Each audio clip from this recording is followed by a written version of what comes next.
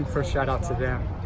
And tell me about that last lap, 55 seconds. Did you think you had that speed in you? You know, it's a very rare occasion that I've got that speed in me, but that whole race I was just patience. And I knew if I stayed patient and took the lead, and once I took the lead, I knew that I had to give it all. And once I knew if I beat the Bama boy to the last 200 meters, that I could take it and finish strong enough to make it to the end of the line. My kick hasn't always been notorious or well known. I often get passed in the last 200 meters. I mean, it's happened race and race, time and time again. I've been at nationals in 6 different events now, and I've led going into the last 400 two or three times, and I've gotten eaten up every time. So practicing that over and over and over again to finally to close it out this senior year, it feels incredible. It took me long enough to figure it out. How did it change though? I mean, it's not easy to just develop a kick. Like, what did you do anything differently? You know, I think it was just a mentality, a shift in mentality, and you know, in the 10K, it's all about staying as relaxed as possible. And when shout out to my father, when I stay as relaxed as possible, especially going into that last 400, I think that was what made the difference. I wasn't spent by the last 400 to go. I knew I had more in me. Did you think you were going to win this race coming in? I knew that one of us BYU guys was going to win it. I just knew it. I kept telling my teammates time and time again over the last 2 weeks, you know, I got a great feeling that one of us 4 are going to win it. You know, we had 6 guys going in, but the big 4, shout out to Rory Linkletter, shout out to Connor McMillan, shout out to Connor Mance. I think any of us could have won it on this day. I just happened to pull the right straw today. But I'd say if we run this race again tomorrow, I bet one of them might win it. Hey, Clayton, coming from where you were last year, yeah, right? I mean, it doesn't get a much better, much more satisfying turnaround. Absolutely. I mean, last year the BYU boys got rocked. We straight up got rocked. That was probably one of the worst days of my life. Going and taking the last 3 spots and Connor McMillan kind of fading to 12th. I mean, that was a bad day for BYU.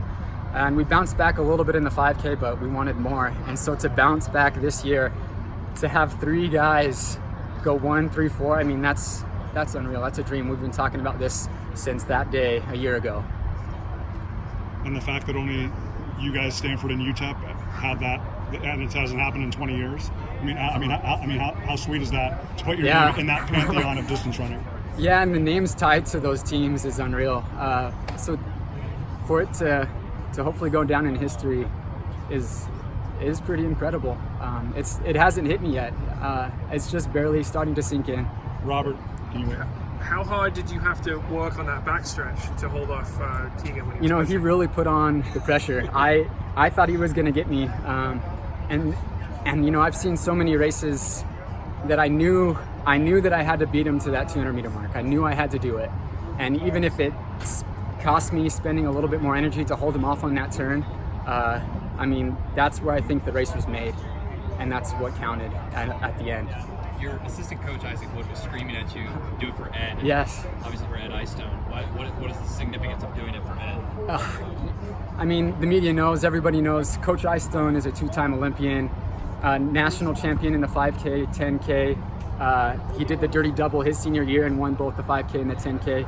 And, you know, he has shown what he has done, and he's passed that down to us. And so, you know, for him to work with us through these last, at least me, 4 years, you know, he's always said that the 10K is the most exciting event on the track, and kind of as a joke, but it's his favorite event. And so doing it for him, especially the senior year with this group of guys, I mean, the credit goes to him.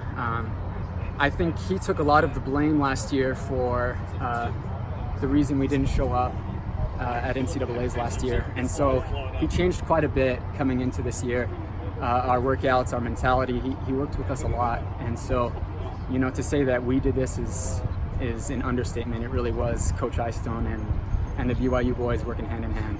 What about the workouts? Did he change?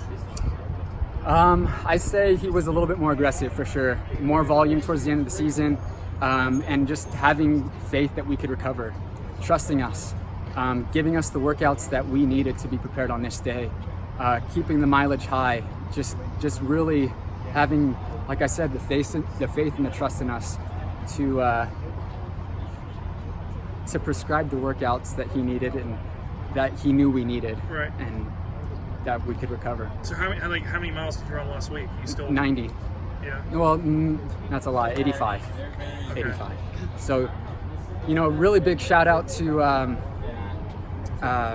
Mark Scott. I remember 2 or 3 years ago, I was cooling down with him after regionals at this track, and he had just qualified in the 5K and the 10K, and so had I. I was a measly sophomore, and he was a senior. And I remember cooling down with him, and I ran 20 minutes after my 5K, and I was like, okay, I'm done. And I was like, how much farther are you going? And he's like, my coach wants me to hit 90 miles this week. And I was like, holy crap, okay, I'll see you later, peace out. And so I really took that to heart, and this year I really focused on making sure my mileage was high throughout the whole season.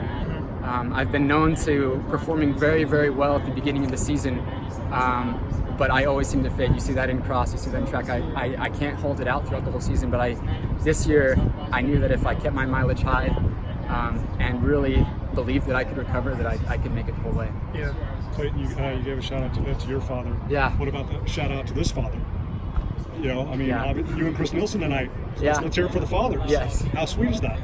I don't know if your child will even understand the magnitude, but I mean, how special is this? It's incredible. I mean, for BYU to support me in the way that they do and is one thing, but the way, this isn't just a sacrifice of me and my time. It's a sacrifice of my wife and my child. For those that don't know, I have a 5-month-old baby girl. She was born in January, and she means the world to me. And we have a little bit of a tradition before each race where I find her in the stands and I go up and I give her a big hug and give my baby girl a hug. And an incredible shout out to her, both Ashley and Lucy. To say that I did this alone is a huge understatement. They have sacrificed just as much or more for me and my running, and we've done this together. Was she at the race? Was your daughter at the race? Yes. Was this like the first time? Has she been on a plane before? Or? She went to Alabama for indoor nationals. That was her first time on a plane. Okay. I didn't get to fly on an airplane until I was 16, 17, and here she is as a 2-month-old boarding a plane with my wife and coming out to support me. And this is her second trip. And what's her name? Lucy Grace Young, and my beautiful wife Ashley. Does this one change anything for your future, what you're going to be doing afterwards? Absolutely. I mean, I definitely put out some feelers before this race to kind of see, what is the potential of running professionally, and I have some tentative plans, but really I knew that if I showed up at this race, those dreams and those plans would come true. I'm currently in the Masters of Mechanical Engineering program at BYU, and so the plan right now is to continue that program and to at least train through the Olympic cycle to see what I can do. I mean, how does it feel you probably put more dollars in your pocket just now? I mean, I know.